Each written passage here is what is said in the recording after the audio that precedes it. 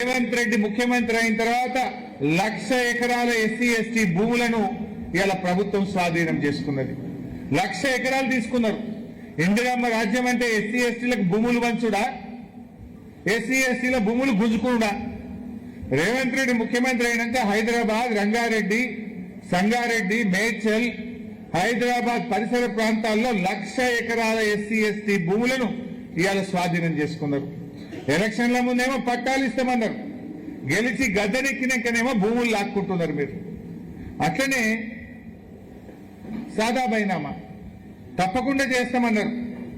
8,92,000 మంది కేసీఆర్ గారి హయాంలో అప్లికేషన్ పెట్టుకున్నారు సెకండ్ ఫేజ్ లో. ఇవాళ వీళ్ళు వచ్చినాక ఏం చేసిండ్రు? అమ్మినోళ్ళు అఫిడవిట్ ఇవ్వాలన్నట.